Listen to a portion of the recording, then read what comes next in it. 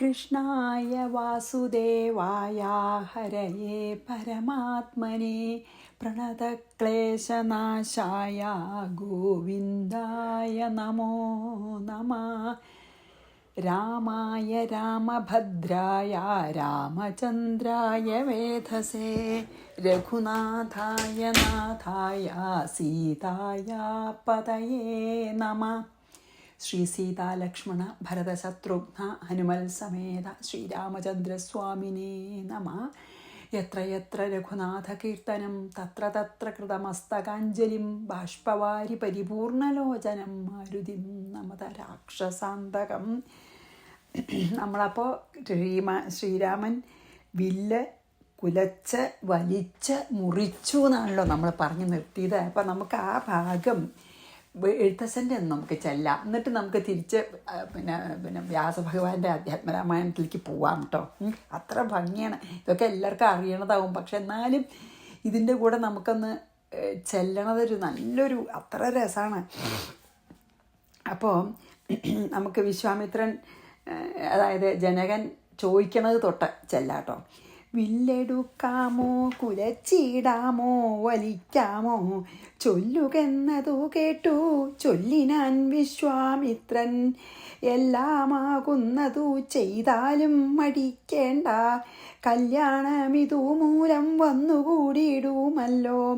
മന്ദഹാസവും പൂണ്ടു രാഘവനതു കേട്ടു മന്ദമന്ദം പോയി ചെന്നു നിന്നു കണ്ടിതു ചാപം.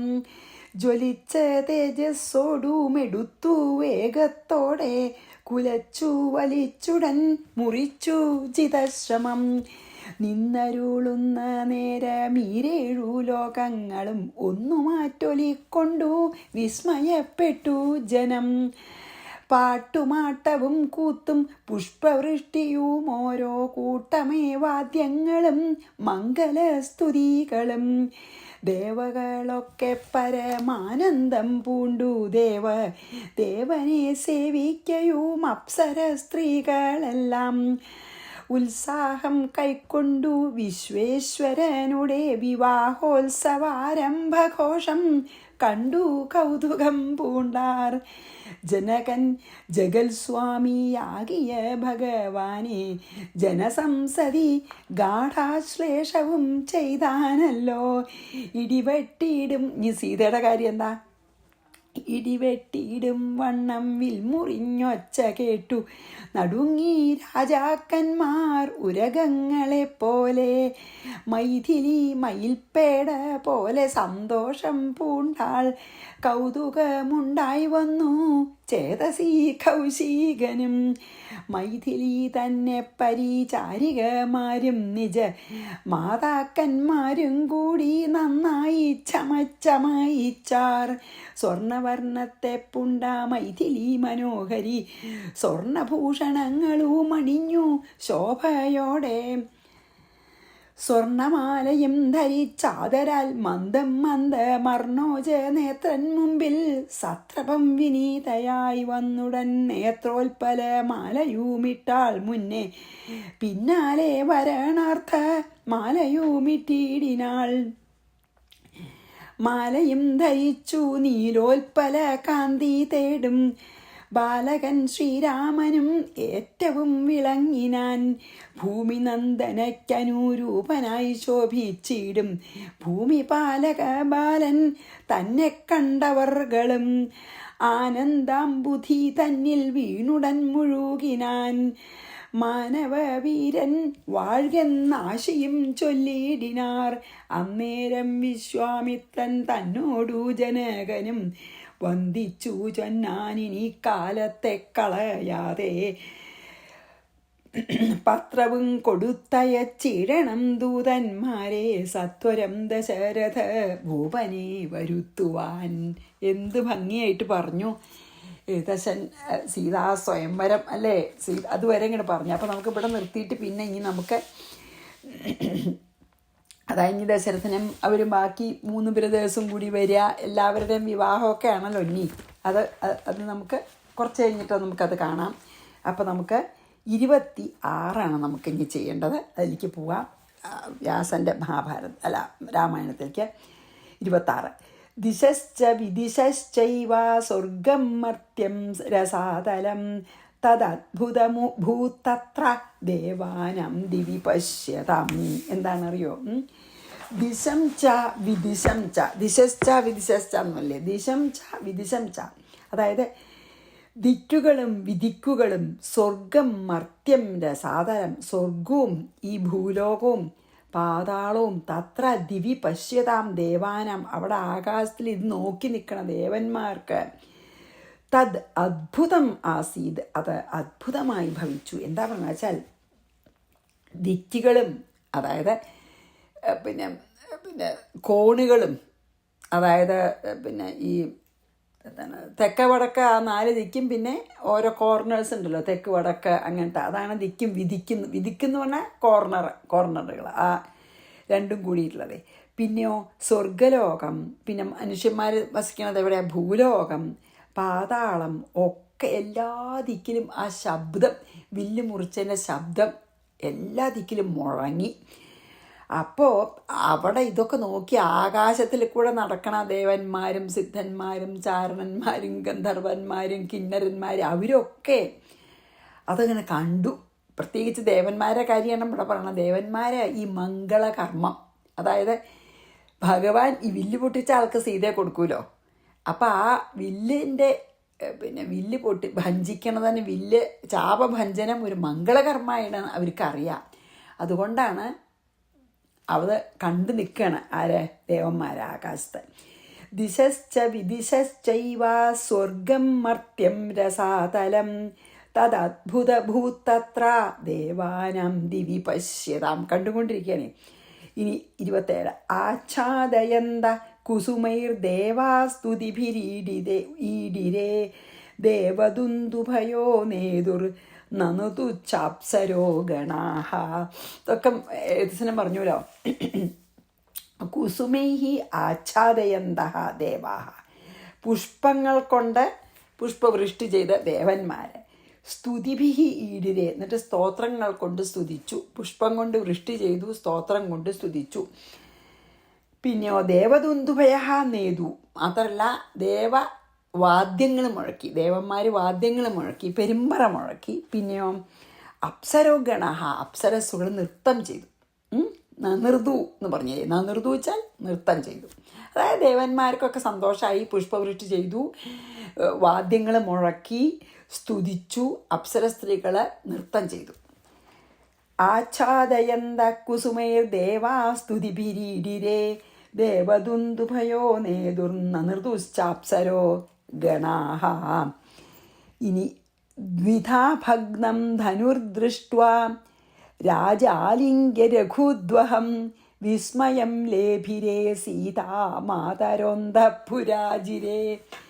ദ്വിധാ ഭഗ്നം ധനുഹു ദൃഷ്ട്വാ, ഈ രണ്ടാക്കി വിഭജിച്ച ആ വില്ലിനെ കണ്ടിട്ട് രാജ രഘുദ്വഹം ആലിംഗ്യ, കണ്ടിട്ട് ജനകന് സന്തോഷമായിട്ട് രാജാവിനെ, അതായത് ശ്രീരാമനെ ആലിംഗനം ചെയ്തു ജനക മഹാരാജാവ്. എത്രയോ രാജാക്കന്മാർ ഇതുവരെ വന്നാൽ ആ വില്ലൊന്ന് പൊക്കാൻ പോലും സാധിക്കാത്ത രാവണനടക്കം മടങ്ങിപ്പോയതാണ്.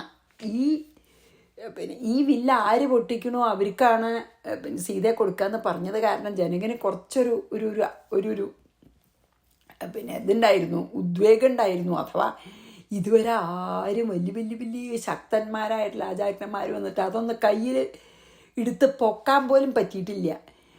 അപ്പോൾ ശരിക്കും പറയാച്ചാൽ ശ്രീരാമൻ ഒരു ടോയ് പോലെ, ഒരു കളിക്കോപ്പ് പോലെ എടുത്ത് വേഗം വലിച്ചങ്ങോട്ട് കൊലച്ച് ഭഞ്ജിച്ചപ്പോൾ ജനകന് ആശ്വാസവും സന്തോഷമായി. അപ്പോൾ വേഗം പോയി ശ്രീരാമനെ ആലിംഗനം ചെയ്തു. ആ പൊട്ടിയത് ഇങ്ങനെ കണ്ടപ്പോഴേ. എന്നിട്ടോ അന്തപുരാജിരേ സീതാ മാതാഹ, അന്തപുരത്തിൻ്റെ മുറ്റത്ത് ഇതൊക്കെ ഇങ്ങനെ കേട്ട്, ശബ്ദം എല്ലാതിലേക്കും കേൾക്കൂലോ, ആ സീതയുടെ അമ്മമാര് വിസ്മയം ലേഭിരെ, അതിശയിച്ചു. അതായത് അമ്മയെപ്പോലുള്ളവരും സ്വന്തം അമ്മ മീൻസ് സീതയുടെ അമ്മ ഭൂമിദേവിയാണ്. അപ്പോൾ ഈ വളർത്തമ്മമാരാണ് എല്ലാവരും. അതായത് ജനകൻ ഉഴുതുമ്പോൾ കിട്ടിയതാണല്ലോ, ഭൂമിദേവിയുടെ മകളാണല്ലോ, അപ്പോൾ ഭൂദേവിയാണല്ലോ ശരിക്കും.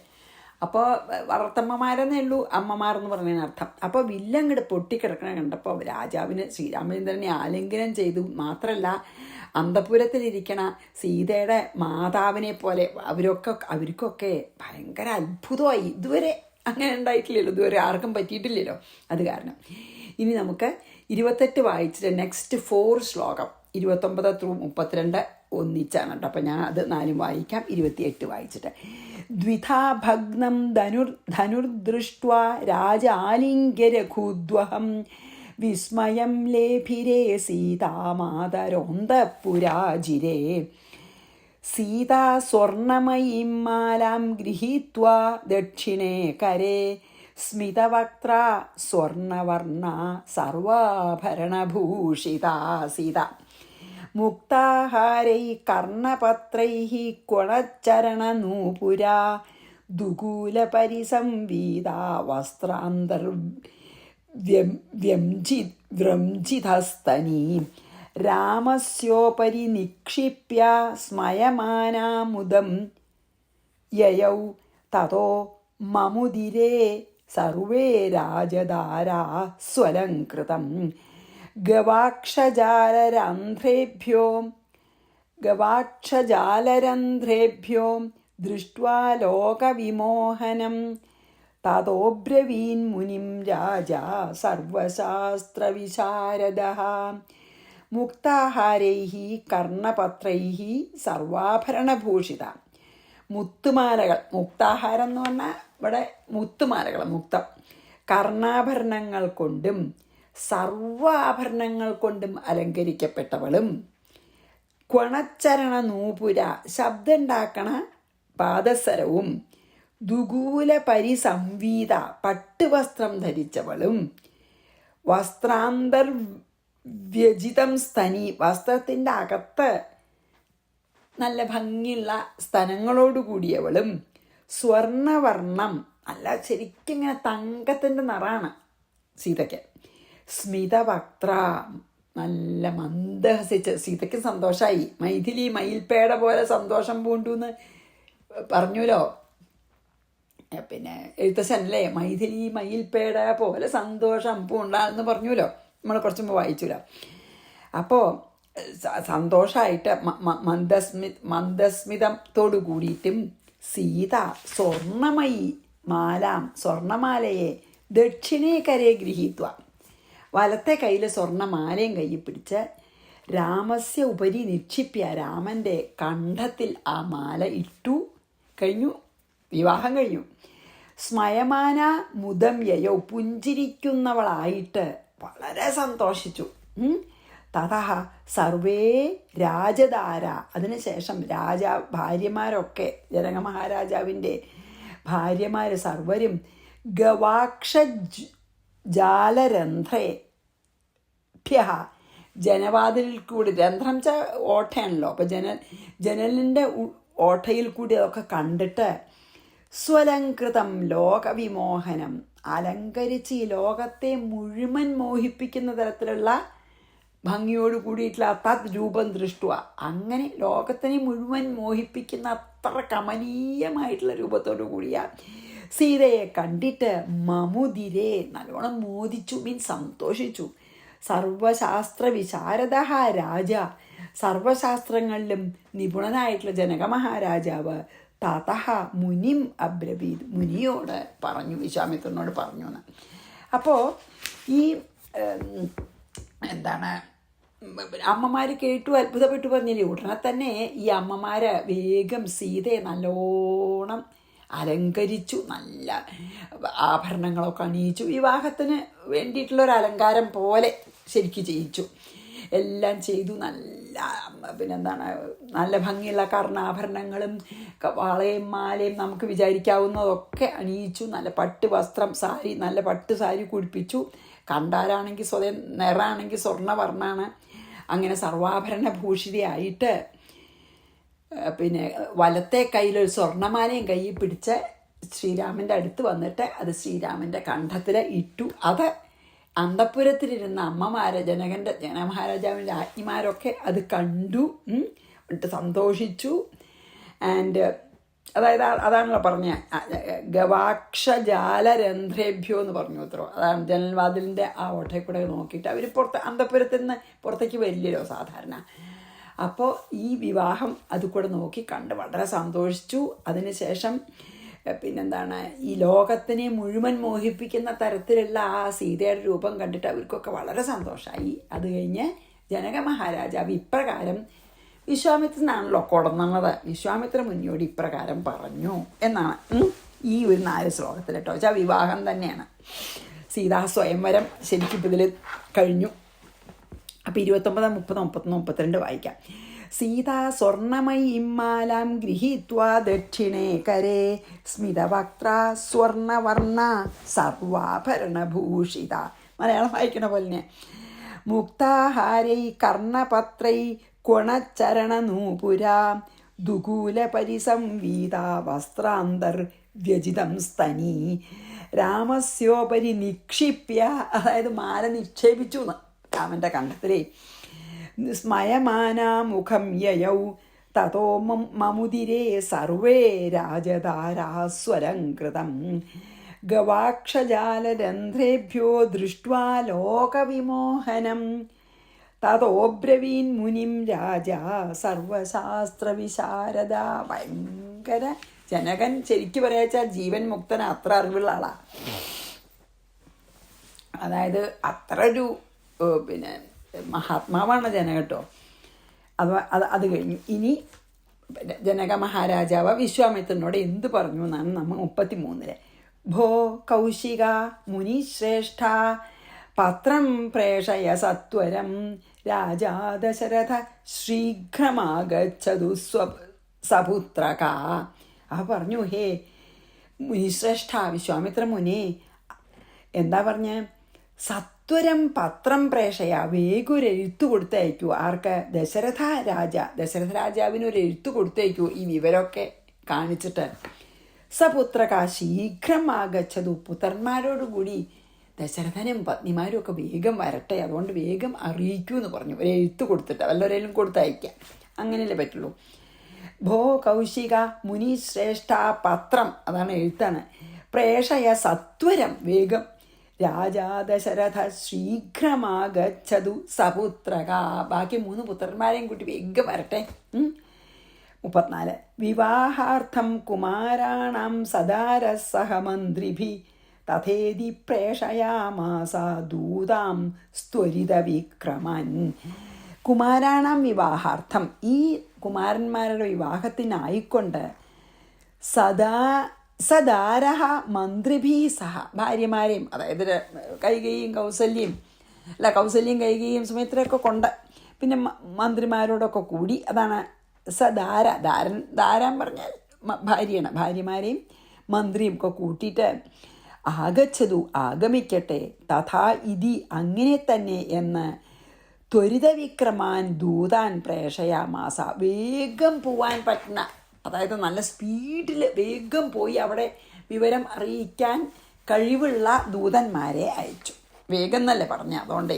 അപ്പം എന്താണ്, ഈ 4 കുമാരന്മാരുടെയും വിവാഹം നടത്താനായിട്ട് പത്നിമാരോടുകൂടി മന്ത്രിയോടും പത്നിമാരോടും കൂടി ദശരഥൻ വേഗം വരട്ടെ എന്ന് പറഞ്ഞ്, ശരി അങ്ങനെ ആവാമെന്ന് പറഞ്ഞ് ഒരു വളരെ വേഗം യാത്ര ചെയ്യാനും അതിന് കഴിവുള്ള ദൂതന്മാരെ വേഗം ഈ എഴുത്തും കൊടുത്ത് ദശരഥൻ്റെ അടുത്തേക്ക് അയച്ചു. വിവാഹാർത്ഥം കുമാരാണാം സദാര സഹമന്ത്രിഭി തഥേതി പ്രേഷയാമാസ ദൂതാം സ്ത്വരിത വിക്രമൻ. അതായത് ഈ ശ്രീരാമൻ്റെ വിവാഹം എന്ന് മാത്രമല്ല പറഞ്ഞുള്ളൂ ജനകൻ, അത് നമ്മൾ ശ്രദ്ധിക്കേണ്ടതാണ്. കുമാരാണാം എന്ന് പറഞ്ഞു, ഇവിടെ വേറെ 3 കുട്ടികളും കൂടി ഉണ്ട്. അപ്പോൾ ബാക്കി 3 ആൾക്കും കൂടിയും ഇവിടുത്തെ ഈ കുട്ടികളെ വിവാഹം കഴിക്കാമെന്നുള്ള നിലയ്ക്ക് തന്നെയാണ് ജനകൻ 4 ആളെയും വിവാഹം കഴിക്കാമെന്നുള്ള നിലയ്ക്ക് തന്നെയാണ് കേട്ടോ പറയണത്. അതാണ് കുമാരാണാം എന്ന് പറഞ്ഞത്. അതായത് അങ്ങനെ എന്തുകൊണ്ടും ശ്രീരാമൻ സീതയെ വിവാഹം കഴിച്ചാൽ സീതയുടെ സഹോദരിമാരെയൊക്കെ വിവാഹം കഴിക്കാൻ അവർക്കും അത് നല്ലത് അർഹത ഉള്ളതാണെന്നും ഉറപ്പുണ്ട് ജനകനെ. അതാണ്. ഇനി 35. തേ ഗത്വാ രാജശാർദൂലം രാമശ്രേയോ ന്യവേദയൻ ശ്രുത്വാ രാമകൃതം രാജാ ഹർഷേണ മഹദാപ്ലുത. തേ ഗത്വ അവർ പോയിട്ട് രാജശാർദൂലം ദശരഥനോട്, രാജശാർദൂലം പറഞ്ഞു വെച്ചാൽ ദശരഥൻ അത്ര കേമായിട്ട് രാജാവാണല്ലോ, അതുകൊണ്ട് പിന്നെ ദശരഥൻ്റെ അടുത്ത് ചെന്നിട്ട് രാമശ്രേയ, രാമൻ്റെ ശ്രേയസ്സിനെ, അതായത് ഇങ്ങനെ നല്ലൊരു മംഗളകർമ്മം, എത്ര ശ്രേയസ്കനാണ് ജനകനെ ഇപ്പോൾ രാജാവിൻ്റെ മകളല്ലേ, അപ്പോൾ നിവേദയൻ അറിയിച്ചു. ഈ ദൂതന്മാർ ദശരഥൻ്റെ അടുത്ത് ചെന്ന് വിവരം അറിയിച്ചു, അല്ലെങ്കിൽ എഴുത്തു കൊടുത്തു. രാജാ രാമകൃതം ശ്രുത്വ, രാജാവ് രാമൻ ചെയ്ത ഈ ഒരു മംഗളകർമ്മത്തിനെ കേട്ടിട്ട് മഹതാഹർഷേണ, വളരെ സന്തോഷത്തോടു കൂടി, ആപ്ലുതനായി, അതായത് സന്തോഷത്തിൽ മുങ്ങി ദശരഥൻ. ജനക മഹാരാജാവിൻ്റെ മകളെ വിവാഹം കഴിക്കാനുള്ള ഇതുണ്ടായില്ലോ മകന്, അപ്പോൾ വളരെ സന്തോഷമായി. പിന്നെ എന്താണ്, അതായത് അത്രയൊരു സന്തോഷമായി എന്നാണ് പറയണത്. ഇനി നമുക്ക് 36, 37, 38, 39 കൂടി ചെയ്ത് നിർത്താം കേട്ടോ. മിഥിലാഗമനാർത്ഥായ ത്വരയാമാസ മന്ത്രിണ ഗച്ഛന്തു മിഥിലാം സർവേ ഗജാശ്വരഥപത്തയ രഥമാനയമേ ശീഘ്രം ഗച്ഛാമ്യദ്യൈവ മാചിരം വസിഷ്ഠസ്തഗ്രതോ യാതു സദാര സഹിതോ വസിഷ്ഠസ്ത്വഗ്രതോ യാതു സദാര സഹിതോഗ്നിഭി രാമമാതൃ സമാദായ മുനിർമേ ഭഗവാൻ ഗുരു ഏവം പ്രസ്ഥാപ്യ സകലം രാജർഷിർവിപുലം രഥം മഹത്യാ സേനയാ സാർദ്ധമാരുഹ്യ ത്വരിതോ യയൗ ആഗതം രാഘവം ശ്രുത്വാ രാജാ ഹർഷസമാകുല. എന്നുവെച്ചാൽ മന്ത്രിമാരെ മിഥിലാഗമനാർത്ഥായ, മിഥിലേക്ക് പോവാനായിക്കൊണ്ട് ത്വരിപ്പിച്ചു, വേഗം വരാൻ പറഞ്ഞു മന്ത്രിമാരോട്. പോണ്ടേ, മിഥിലയിലേക്ക് പോകണല്ലോ. ഗജാശ്വരഥപത്തയ സർവേ, ആന, കുതിര, തേര്, കാലാള്, രാജാവ് പൂമ്പൊക്കെ അങ്ങനെ വേണമല്ലോ പണ്ടൊക്കെ, സൈന്യത്തോടു കൂടിയ പോവെല്ലാതിരിക്കും. അപ്പം അവരെയൊക്കെ സംഘടിപ്പിച്ചു. മിഥിലാംഗച്ഛന്തു, അവരാദ്യം മിഥിലയിലേക്ക് നടക്കട്ടെ, ഇവർ പിന്നാലെയും അങ്ങനെയെന്ന് പറഞ്ഞു. ശീഘ്രം മേ രഥം മാനയ, എൻ്റെ തേര് വേഗം കൊണ്ടുവരൂ. ദശരഥനെ ഭയങ്കര എക്സൈറ്റഡായി, സന്തോഷമായി. അദ്യേവ ഗച്ഛാമി, ഇപ്പം തന്നെ പോകണം, വേഗം വരണമെന്നാണ് പറഞ്ഞത്, ഇപ്പം തന്നെ പോകാൻ ധൃതിയായി. മാചിരം, ഒട്ടും താമസരുത്, അതായത് ഒരു ഡിലേ പാടില്ല. മേ ഗുരുഹു ഭഗവാൻ വസിഷ്ഠ തു, എൻ്റെ ഗുരുവായ ഭഗവാൻ വസിഷ്ഠനാകട്ടെ സദാരാഗ്നിഭീ സഹിത, വസിഷ്ഠൻ്റെ ഭാര്യയായിട്ടുള്ള അരുന്ധതിയോടും അഗ്നികളോടും കൂടെ, അതായത് ഈ എല്ലാ ദിവസവും കെടാത്ത അഗ്നിയൊക്കെ ഉണ്ടല്ലോ, അഗ്നിയും കൊണ്ടുവരാൻ പറയുകയാണ്. അവിടെ താമസം ഉണ്ടാവും 1, 2, 3 ദിവസമേ. അപ്പോൾ ഈ യാഗാഗ്നി കെടാണ്ട സൂക്ഷിക്കണമല്ലോ, അതാണ് പറയണത്. അരുന്ധതിയും പിന്നെ യാഗാഗ്നിയും കൊണ്ട് എൻ്റെ കൂടെ വരട്ടെ എന്ന്. രാമമാതൃ സമാദായ, രാമൻ്റെ മാതാക്കളെ ഒരുമിച്ച് കൂട്ടിക്കൊണ്ട്, കൗസല്യം, കൈകേയി, സുമിത്രയൊക്കെ കൂട്ടി, വസിഷ്ഠൻ്റെ പത്നിയും പിന്നെ ഈ കെടാൻ പാടില്ലാത്ത തീയും എല്ലാം ഒക്കെ കൊണ്ട് പിന്നാലെ വരട്ടെ, ഞാൻ ഇപ്പം തന്നെ പോവുകയാണെന്ന് പറയണം. അഗ്രതഹ യാതു, മുമ്പിൽ യാനം ചെയ്യട്ടെ. അല്ല, അവരൊക്കെ ആദ്യം പോട്ടെ എന്നാണ് പറഞ്ഞത്. അഗ്രതഹ യാനം എന്നാണ് പറഞ്ഞത്. മുമ്പേ അഗ്രതഹ യാതു, പോട്ടെ, അവർ മുമ്പിൽ പോട്ടെ. ഏവം സകലം പ്രസ്ഥാപ്യ, ഇങ്ങനെ ഒരു കൽപ്പന പുറപ്പെടുവിച്ചിട്ട് രാജർഷി ദശരഥൻ വിപുലം രഥം ആരുഹ്യ, തൻ്റെ രഥത്തെ കയറിയിട്ട് മഹത്യാസേനയാ സാർത്ഥം, വലിയ സേനയോട് കൂടിയിട്ട് ത്വരിതഹായയൗ, വേഗം പോയി. രാഘവം ആഗതം ശ്രുത്വ, ദശരഥൻ വന്നു എന്ന് കേട്ടിട്ട് രാജ ഹർഷസമാകുല, ജനകരാജാവ് സന്തോഷിച്ചു എന്ന്. അപ്പോൾ ദശരഥന് ഈ എഴുത്ത് കിട്ടിയപ്പോൾ, ദൂതൻ എഴുത്ത് കൊണ്ടുവന്നപ്പോൾ വളരെ സന്തോഷമായി. വേഗം എന്താണ് മന്ത്രിമാരോടൊക്കെ റെഡിയാവാൻ പറഞ്ഞു. തൻ്റെ തേര്, ആന, കുതിര, കാലാള എല്ലാം റെഡിയാക്കി.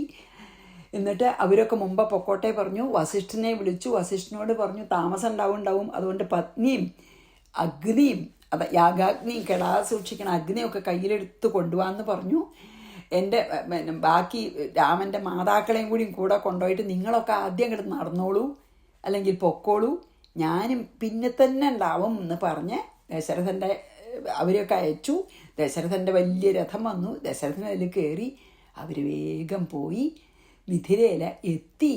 ദശരഥൻ മിഥിലയിൽ എത്തി എന്ന് അറിഞ്ഞിട്ട്, അതായത് മിഥിലയുടെ അടുത്തൊക്കെ എത്താറായിട്ടുണ്ടാവും, അല്ലെങ്കിൽ ആ പ്രദേശം, ആ കോമ്പൗണ്ടിൽ, വലിയ രാജധാനിയുടെ കോമ്പൗണ്ടല്ലേ, അതിലേക്ക് കടന്നപ്പോഴേക്കും ജനകന് സന്തോഷമായി. ദശരഥൻ എത്തി. പിന്നെ അനുജന്മാരെയും ഭാര്യമാരെയും മന്ത്രി സേന ഒക്കെ ആയിട്ട് എത്തി എന്ന് അറിഞ്ഞിട്ട് ജനക മഹാരാജാവിൻ്റെ ഹൃദയം സന്തോഷം കൊണ്ട് തുടിച്ചു എന്ന് പറഞ്ഞ് 36, 37, 38, 39 കൂടി വായിച്ച് നമുക്ക് ഇന്നിവിടെ നിർത്താം. മിഥിലാഗമനാർത്ഥായ ത്വരയാമാസ മന്ത്രിണ ഗച്ഛന്തു മിഥിലാം സർവേ ഗജാശ്വരഥപത്തയ രഥമാനയ മേ ശീഘ്രം ഗച്ഛാമ്യദ്യൈവമാചിരം. താമസിക്കേണ്ട ഇപ്പം തന്നെ പോകണം. വസിഷ്ഠസ്ത്വഗ്രതോ യാതു സദാര സഹിതോഗ്നിഭീ. വസിഷ്ഠൻ മുമ്പ് പോട്ടെ. രാമമാതൃ സമാദായ, രാമൻ്റെ മാതാക്കളും മുനിർമേ ഭഗവാൻ ഗുരു ഏവം പ്രസ്ഥാപ്യ, അങ്ങനെ കൽപ്പിച്ചിട്ട് സകലം രാജർഷിർ വിപുലം രഥം, അങ്ങനെയൊക്കെ കൽപ്പിച്ചിട്ട് രാജാവും രഥം വന്നപ്പോൾ അതിൽ കയറി. മഹത്യാസേനയാ സാർദ്ധമാരുഹ്യ ത്വരിതോ യയൗ, മഹത്തായ സേനയോടുകൂടി ദശരഥൻ എത്തിയെന്ന് അറിഞ്ഞപ്പോൾ ആഗതം രാഘവം ശ്രുത്വാ രാജാ ഹർഷസമാകുല. അപ്പം ജനകന് വളരെ സന്തോഷമായി എന്ന് പറഞ്ഞ് നമുക്കിവിടെ നിർത്താം. നാളെ കണ്ടിന്യൂ ചെയ്യാം. ശ്രീകൃഷ്ണാർപ്പണമസ്തു. സർവത്ര ഗോവിന്ദനാമ സങ്കീർത്തനം. ഗോവിന്ദ ഗോവിന്ദ. ശ്രീ സീതാലക്ഷ്മണ ഭരതശത്രുഘ്ന ഹനുമൽ സമേത ശ്രീരാമചന്ദ്രസ്വാമിനേ